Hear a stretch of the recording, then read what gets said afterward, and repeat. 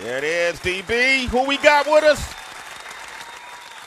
Sway, there have been a lot of duos who started out as best friends that went on to find success in the entertainment industry, from Pharrell Williams to Chad Hugo to Jimmy Jam and Terry Lewis to Matt Damon and Ben Affleck. Well, these two are next in line because they've achieved success both independently and as a pair with the release of their 2018 film Blindspotting. Sway, you and I did a live Q&A with an audience here in New York City while they were on the press run. They're actors, they're producers, they're writers, and they are hyenas because they stepped up to the 5 fingers of death the last time they came by the show.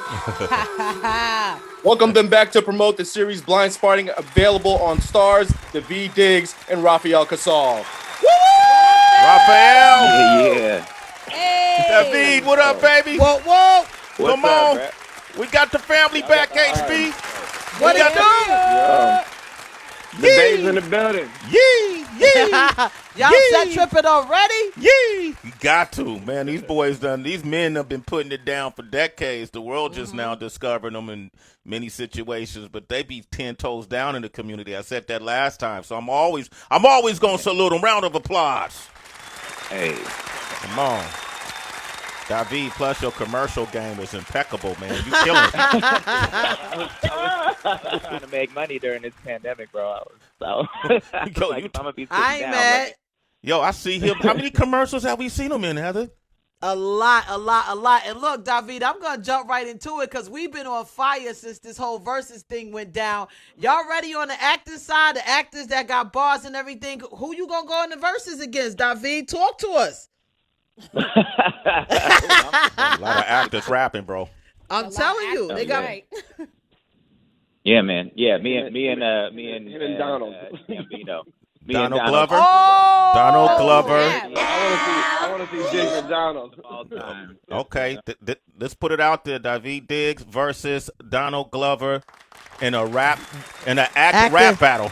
Yes. A rapper acting battle. Let's go. Yo, did y'all see the battle? Rafael, did you see the battle? The versus Yeah, man. I caught the highlights, man. I caught Jada finally freestyling. I caught Cameron walking back and forth, not knowing the words to shit. That shit was amazing. You gotta love it, right? Yo, but Jada made an interesting point, and you guys, everything you do is about words. It's about writing. It's about dialogue, and and what you do requires, a high skill set to memorize. And that's always been something we held people accountable for in hip-hop. And Jada pointed that out. What did y'all think about that?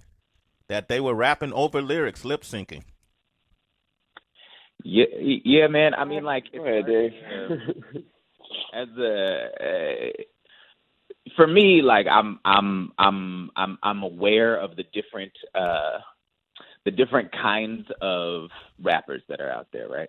Mm-hmm. And so, like, and I think the industry is versatile enough that you can use all kinds of them, right? I like a lot of rappers who are probably only good on record, who I don't really need to see live, right? But I still use their music. It's still useful for me. You know what I'm saying? But That's right. There is something special about, and if you're going to step up to a versus, right, there's something special about having such a deep catalog and having it all so immediately accessible to be able to perform and not only just get through the words, but also perform it with like a sense of virtuosity and with an acknowledgement of the audience that's there and all of that stuff. Like it's a different skill set, and it is impressive and I think necessary to have people who honor all of it, but also not everybody has to honor all of it. I'm still going to listen to people who probably are not good live. Okay, that's Daveed Diggs still running for mayor. Let's go to Rafael real quick. I know you gonna keep it 100, man. Yeah, man. I mean, it's just a different thing. It's a different art form, man. You get the lyricists in the room, and a different thing is happening. If they're going bar for bar. One of the cats, on our show, Benjamin Earl Turner, who plays the Earl, who's like a lyricist rapper. Him and his rap partners from Chicago and Detroit get on the internet, and broadcast themselves just like working on verses every week. And I'm like, you're not gonna throw a rapper who just like, is about the vibe or a vibey rapper into that room. It just doesn't make sense. So I think, I think we got to acknowledge at this point that rap's just got multitudes, and motherfuckers are just in completely different buckets, and you can't put them next to each other. Earl Turner, he got an album coming out tomorrow, and y'all need to play it all the time. I'm just telling you right now. Who's that? Benjamin Earl Turner. That's Benjamin Earl Turner. He plays Earl on our show. He's one of the coldest MCs I've ever heard, bro. The dude is nuts. From the Bay, really from the soil, and he's in our writer's room also. Super multi-hyphenate, crazy talented. Oh, I love that, man. Blindspotting, we're talking about Blindspotting, available on Starz. Most of us, it was introduced to us as a movie, and now it's a series. And I'm just curious to how hard is it to take a movie and transition it into or even a book or a play and transition it into a series like we're seeing here on Starz for Blindspotting? Is that how difficult? What were the factors that played into this actually being greenlit? I think the hardest part for us. I mean, look, first off top, we didn't know anything about how to make television, so we had to learn that on the job. But the real hard thing was that we got greenlit when the pandemic hit. So also there was no roadmap because people were going to be masked up and there was going to be all this protocol. And the Bay had an ordinance that said we couldn't shoot indoors for the first half of the time we were shooting the show. Like we were just we were up against restrictions that also we couldn't really talk about, So we had to navigate something that had never really been done before. And so I think, Diggs and I just had to kind of approach this going, all right, well, we're going to be doing TV at a time where even people who do TV are not, quite sure how to do it. And I think that new terrain just felt kind of exciting to us. Rafael, let me ask you guys this, because I know as you were filming in the Bay, I was getting a lot of calls. Yo, they in the Bay. They filming in the Bay. The Bay was turned up, right? And I stand by this, HB, what I'm going to say real quick, and maybe these fellas could relate to it. And I was having this conversation with some dudes who's just from East Oakland. Fonte, he's an MC down with a crew called Real Repy. Quasi, my cousin, all these guys. And we were having this discussion. They said, hey, is it true? Because my man Simba, remember we had Simba on the air? When you look at Too Short, it's a lot of people out here in New York from the Bay. A lot of people move to L.A. The Bay can be very critical on anything that's Bay related, especially when it comes from people from the Bay. If you don't interpret something correctly, if the sideshow don't look exactly like it did in '89, you know what I mean? If the slang, if the slang is a tidbit off, we said cap. When people say no cap now, it meant something different than when we meant in the '90s. How critical has the Bay been on you guys, if at all? And then how do you process that? How do you work around that? I think go ahead, the Bay as a rite of passage, man. It's like we make every one of our artists coming out the Bay go through like a middle passage of criticism. Like you got to weather the fact that everybody's going to come down on you because you're trying to hold up a whole place. Like we don't have, when you think about making a TV show about the Bay, there isn't one. Yeah. People would be like, well, what about Mr. Cooper? Or what about shows that came out in the 90s and the 80s? But these things just had a sweeping shot of San Francisco, and then it went inside on a set.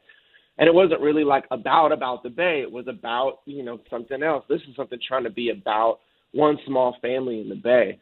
And so everybody's going to come with their expectations and their dreams of what a Bay show would look like and da-da-da-da. And we just got to kind of block and play defense and be trust, it's going to be the thing that we set out to make it.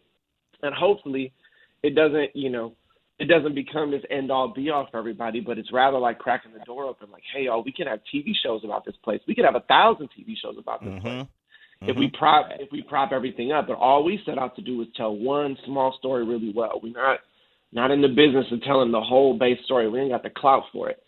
But if we can tell one small story really, really well, that might pass the permission to the next cat who feels I would have done it like this, or I'd have done it different like this.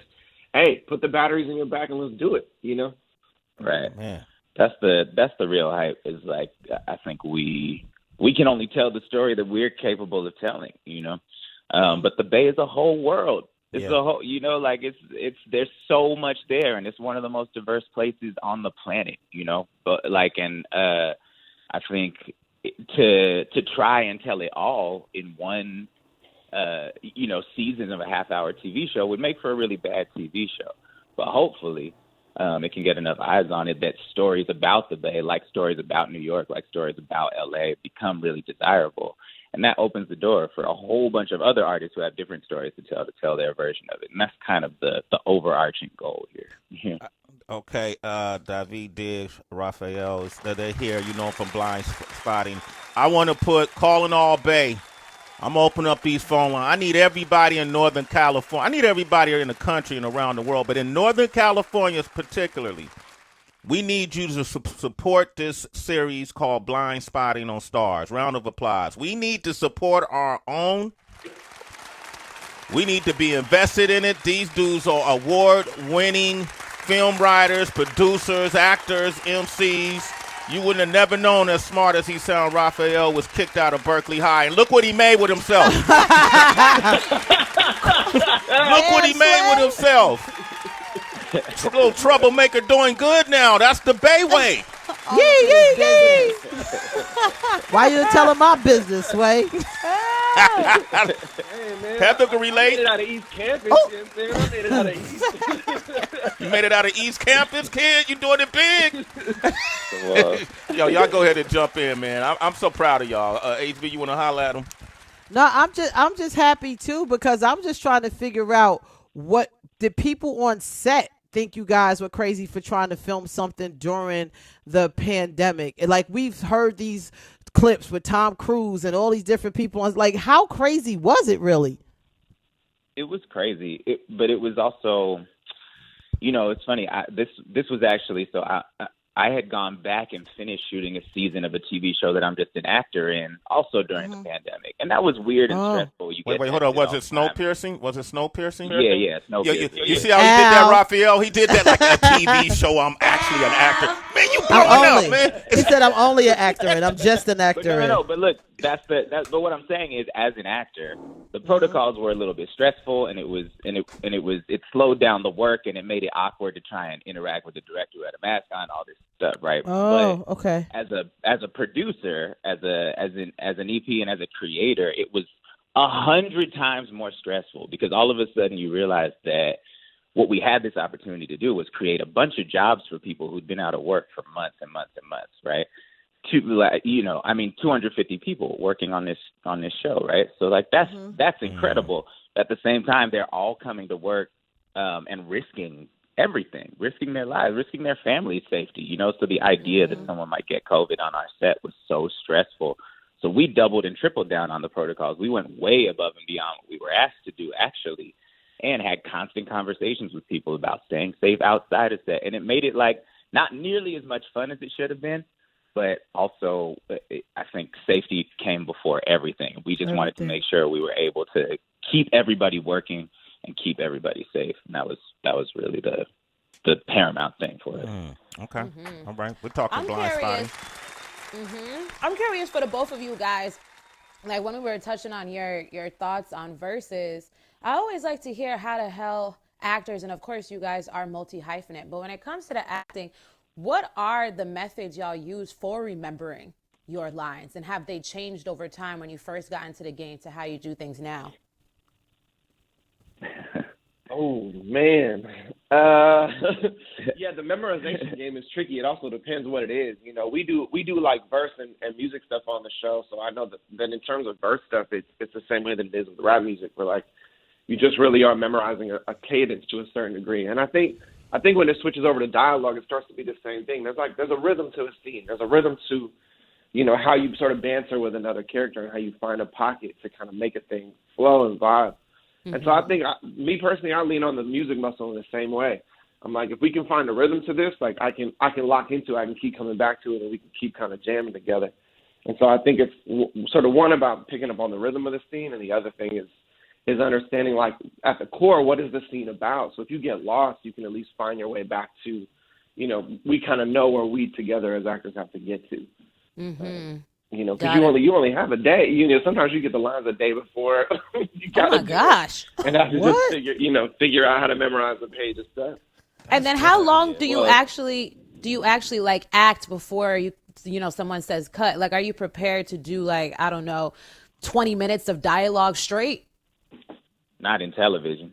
Okay. Generally not in television. The thing about TV is it's generally, I mean, it can go all different ways, but usually it's broken up into pretty short pieces, and you'll never, it's so hard. It takes so long to shoot a page worth of text that you rarely do a show where you're going to shoot more than 7 pages in a day.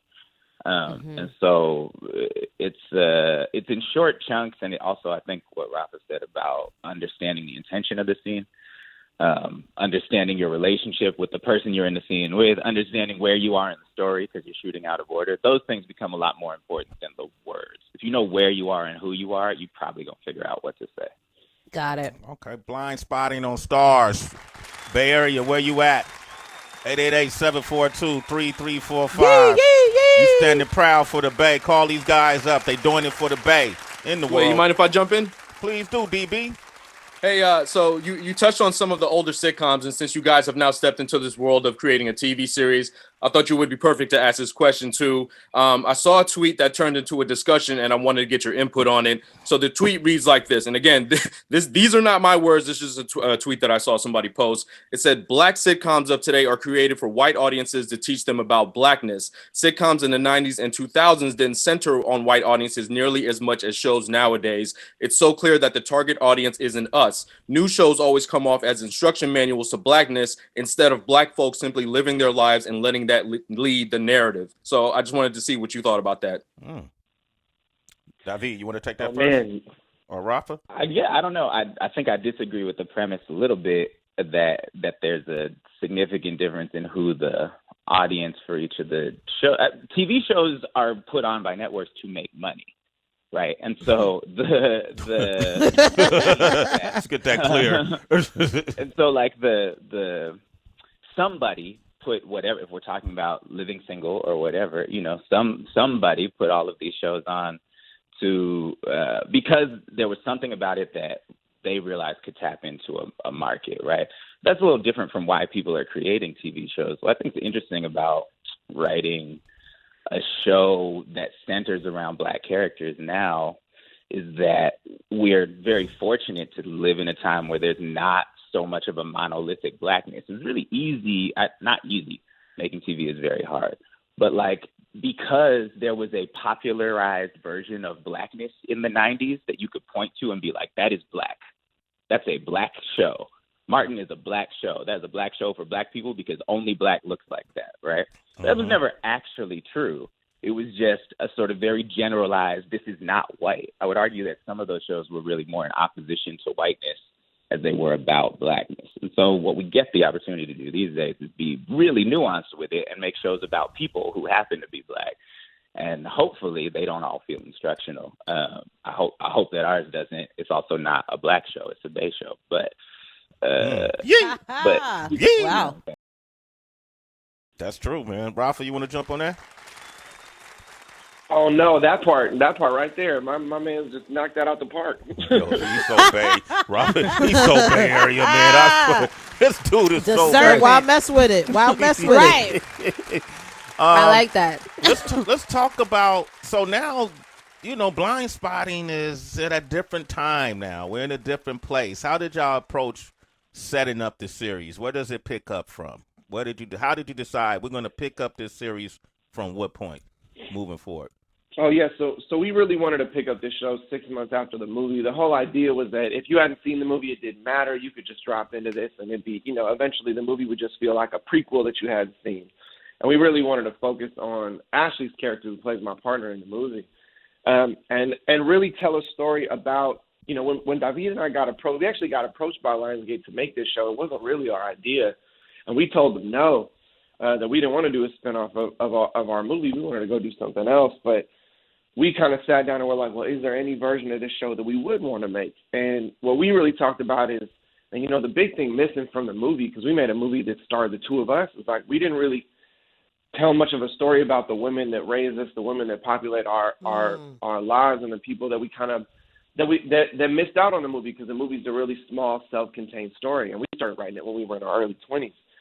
So I think we said, well, if we go back, we really want to center it on Ashley, and then we'll build out her world. Who are her friends? Who are her family? Who are, some of the other characters we can bring in from the movie that we talked about in the movie. And so we really wanted to drop into this story on Ashley 6 months later, piling the dip town, because if you saw the movie, he did pull a gun on a cop. He got to lay low.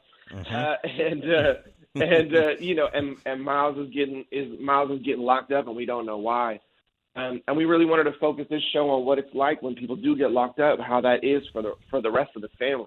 Because I know for us growing up in the Bay, like a lot of my partners was going in and out of jail all the time, whether you was at Rita or Quentin or Lone Park or wherever. And we would all witness the family going through that, whether they did a bid for 2 years, 5 years, 10 years. And I've never seen a show about what it's like to be on the outside when somebody in your life kind of gets disappeared, and gets pulled away. Temporarily single moms, temporarily, families that don't have a breadwinner. And I've never seen a show like that. So Diggs and I sat down and we're like, well, let's tell a story about Ashley. Miles gets pulled away and she got to raise her son with Miles' family and her community and kind of see that chosen family story that we've never seen before. Wow, shit. Well done. Why am I laughing? Yeah. The way you explain this is serious, but I watched Blindspotting and I'm laughing throughout the whole thing.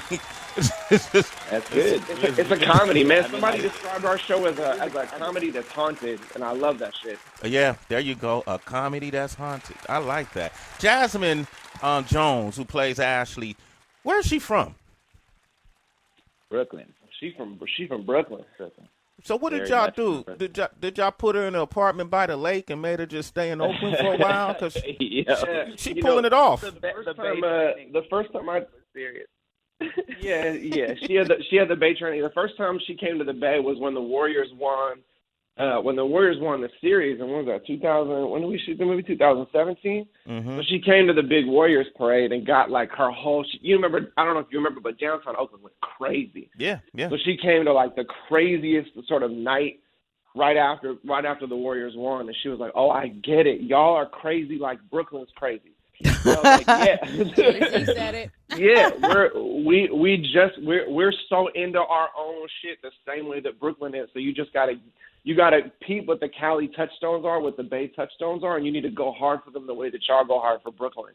And it just clicked for her, and suddenly like she was like, oh, the lingo matters, the locations matter, the who's from what street, where, what part, what bus line did you take growing up, what middle school did you go to, like.